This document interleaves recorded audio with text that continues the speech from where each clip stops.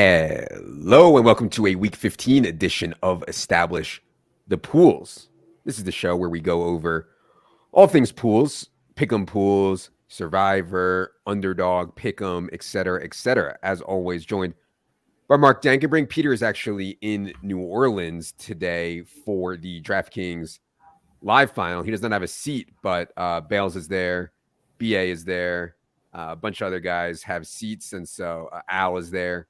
Yeah, shout out to all them. Good luck in the DraftKings live final. Peter is still involved in the Survivor, which we'll get to in a second here. So it's me and Mark today. Mark, how's it going?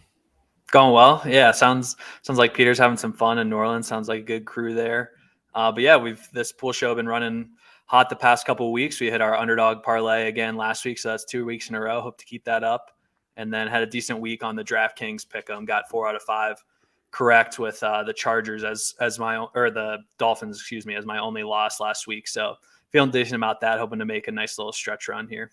I'm done. I'm buried in the DraftKings pick'em. I went 2-3 last week, and I think that was the final nail in the coffin for me. We do have a couple spots here with good line movement. Broncos 9%, I think, is decent here as you get the Kyler Murray stuff, which I think may have had a little bit of effect there. And then you also got a quarterback change here with Lions Jets, which the line moved from plus a half to minus 1.5, as you see here, is not worth very much. 3%. Games so rarely land on one or on or end in a tie, but it is notable here. Line move here, I think, related mostly to the quarterback change that just happened this morning from Mike White to Zach Wilson. So, Mark, what do you see here on the pick'em side of stuff?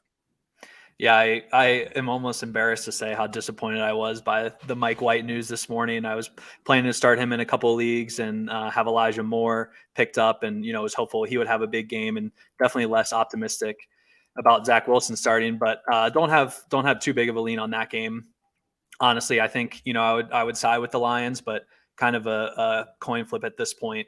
The Broncos, I think, is interesting. Brandon Thorne has the Broncos D-line over Arizona's offensive line as a big mismatch this week. And we saw Colt McCoy just get rocked when he came in for Kyler last week. So I think that one's a bit interesting. I do think I would like Russ to start there over Rippon. Hopefully he can get cleared from his concussion, but that was a pretty brutal hit on him last week. In terms of the other ones, Panthers, I feel decent about as well. Pittsburgh's going to be trotting out either Mitch Trubisky or Mason Rudolph. So I feel pretty good about just the Panthers style of play. We saw it against the Seahawks. They just want to run the ball as much as possible. I think they should have decent effectiveness against the Steelers. And then obviously the quarterback play for Pittsburgh should be lacking. In terms of the other edges, you don't have a super strong feel like Green Bay Monday night against the Rams. Not sure I necessarily want to lean into Green Bay scoring enough points to kind of put away the Rams there. Do you have a lean there? I think that's kind of a tricky spot. Yeah, the Packers have had so much rest. The Packers are off a bye, and then they play Monday night. Rams, of course, played Thursday night last week, and now they have a bye. So both teams are pretty well rested.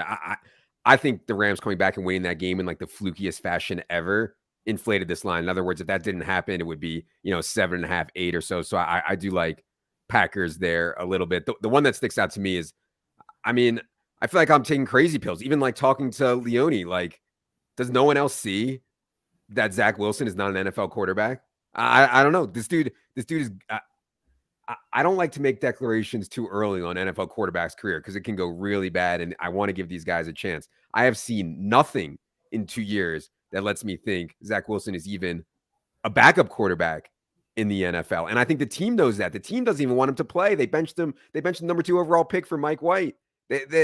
When he's in there, they're like petrified to throw the football. So I don't know, man. I feel like I've been against the market on this the whole time, which seems crazy. I don't know, but I still think our Lions. I'm not actually going to bet it myself because I already have a small village on Lions futures, and I don't need to get more on the Lions this week. But yeah, man. I think Lions are just flat out better if Zach Wilson's starting. So that's one. Yeah, and their offense has really come on of late. I know analysts have really been hyping up what they've been doing on offense there. I listened to Sean Payton on a podcast this week, and he was saying the Lions just it's so clear that they've had the biggest offensive leap from last year to this year. It seems like they're really finding their groove. DJ Chark back healthy, Jameson Williams, hopefully snap counts going to be up a little bit. DeAndre Swift, our favorite guy to talk about, is off the injury report this week. So I think it's certainly reasonable to be optimistic on the Lions here. But, I wonder if like Jared Goff's home road splits are what's keeping that a little Mhm. closer, honestly, because he's struggled so much and the Jets D has been good. Yes.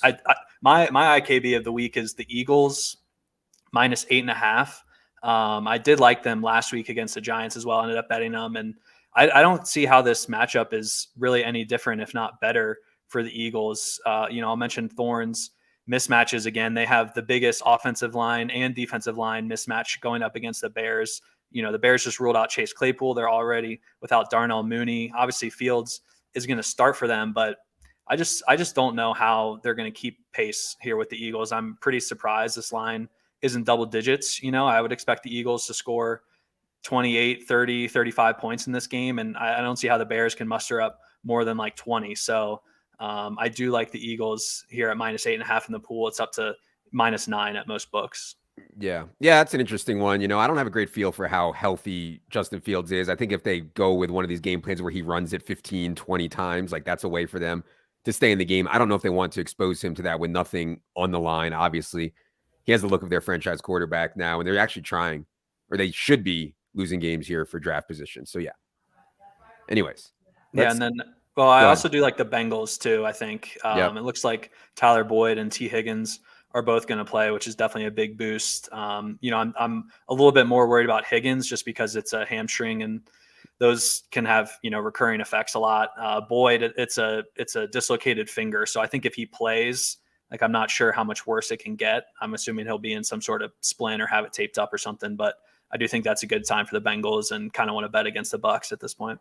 Yeah, I was surprised on the Tyler Boyd news. I mean, it's one thing for any other position to play through a broken finger. For a wide receiver to play through a finger injury, I don't know, man. That scares me. And the T stuff after last week, who knows what to think anymore. I agree with you though. If T and Boyd play, I mean, Bengals are clearly better than the Bucks. I mean, God, the Bucks, not a good football team. Just so many injuries on the offensive line and just a mess. Okay, let's get to Survivor. So we don't have Peter here, but it was a great week in Survivor. They lost about 100 people out of the main DraftKings Survivor last week. They're now down to just 149 people left out of 13,000. Equity on a $100 entry now is around 8,200 in that. A lot of people had tough time last week in Survivor, understandably so. 13% were on the Raiders.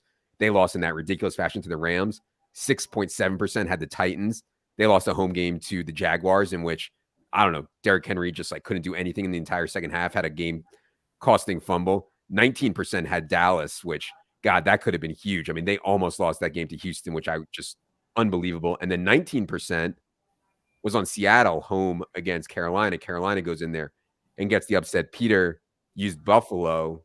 They went in and handled their business at home against the Jets. So, yeah, it's an interesting week, I think, for sure. Obviously, we don't know what people have left at this point, so it's hard to talk about it. I think if I had the Chiefs left at this point, I would almost certainly use them, obviously. I think the Texans cannot play that way, the way they played last week, 2 weeks in a row. But anyways, Chiefs are obvious. Anyone else stick out to you here, Mark, on the Survivor front? Well, yeah, I think Peter is deciding between the Vikings and Washington. And the Vikings, certainly set up well. They're at home against the Colts. Colts are coming off a bye, but the Vikings have had that disappointing loss in Detroit last week. And I'm surprised that this line is only 3.5. This is also one I would consider betting, just because I was looking at the Massey Peabody rankings here on Unabated. I haven't looked at that too much, but they have Minnesota as the 15th ranked team and Indy 30th. And it was like a 4.5, 5 point gap. So I was a little surprised this spread is only 3.5. And then I just think, Minnesota, I'm confident in their ability to put up points. And, Indy, I just don't have much confidence in Matt Ryan and them being able to answer as much. So it's another, mismatch in Thorns defensive line over offensive line in favor of the Vikings here. So I think if they're able to build a lead at home, they can really get after Matt Ryan here. And again, I know Minnesota is kind of the ultimate, like the analytics on them are worse than their record, but I do think it's a bigger gap here between them and the Colts than this Yeah, line indicates. I think I'm okay with that take. I I think I might prefer Washington over Minnesota if I was Peter. Washington is off a bye. like when you're starting Darius Slayton and Isaiah Hodgins and Richie James, it's like, and Barkley doesn't look right still. It's like, how are they going to score? And I think Washington rested off a bye. Their defense is really going to give the Giants problems, which I don't feel good about saying because I need Daniel J. Dimes so bad in best ball, like so bad. But Yeah. yeah. I mean, I definitely feel solid about Washington too. Yeah. Like I think choosing either would be fine. I would just personally side with the Vikings just because I think the Colts are a little worse than the Giants here. But Yeah. yeah, I mean, I think both solid plays, and Heineke like has been running hot as well with all the dropped interceptions he's faced. I think like we could potentially see a bad game out of him. It's not like he's super locked in as a great starting quarterback. One thing I think if people aren't really looking at the market when they do this, they'll be like, "Oh, Dallas against Jacksonville." This looks really trappy, and that's what I'm gonna ask David out about this. We're doing the betting show here in 45 minutes. Hopefully, you guys can stick around for that. But I'm gonna ask David out because that looks like a really trappy line, that Cowboys Jaguars line, and I suspect some people, if they have Dallas yet, are going to be thinking about using that. But yeah, that is one that scares me for sure. If you have Packers left, I definitely think it's a good spot to use Packers again. Like I said, like so long, and we're talking like 15 days plus off for the Packers here to get ready for this Rams team, which I mean they have like nothing. In Okay. terms of fantasy, I have a fantasy question for you. I'm deciding between Justin Fields and Trevor Lawrence in some season-long leagues, and I was initially leaning Fields, but now with Claypool out, I'm kind of leaning Lawrence. Do you have a strong lean there? Yeah, I don't think you can sit a guy whose rushing projection is like 75 yards. Like it's just, I mean, it's so ridiculous. Like if 75 is his mean, like he gets over 100, he gets the rushing bonus like a huge percentage of the time, So yeah, I would go Fields. Yeah.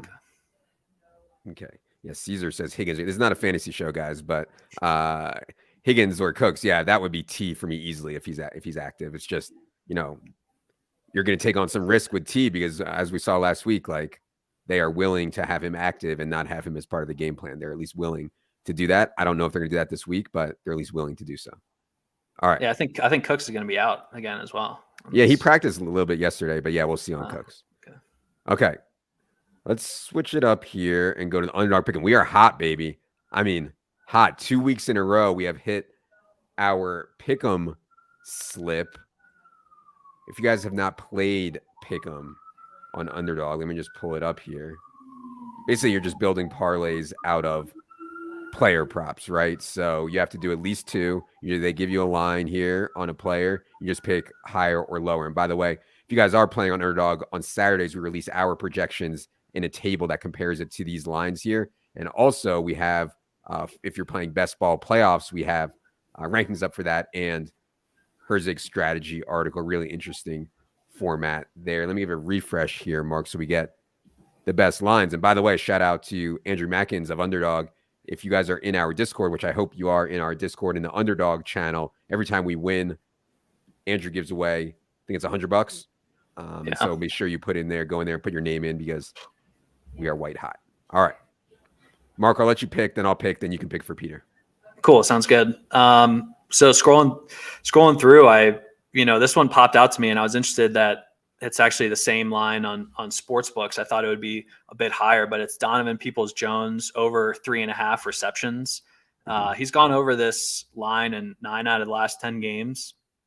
And then Amari Cooper is still a little banged up. So I think, we have some upside on his projection here. We at ETR do project 3.5 receptions, but this is a little bit of an IKB on this one. So Amari, again, DNP, LP in practice this week. David Bell, who's been their primary slot guy, is out as well. So I think, some potential for elevated target share here for Donovan Peoples-Jones. And he's just been, extremely consistent this season. So I do kind of like that over there at 3.5. Yeah, I've liked DPJ all year, man. He's had a really quietly good year. And I think you saw Amari be limited last week by the hip thing. I think likely to be limited once again. All right. I will go with, I have so many that I like. Why don't I just go back to tried and true, what we hit with last week, and that was Josh Allen over 7.5 rushing attempts. We have a weather game here.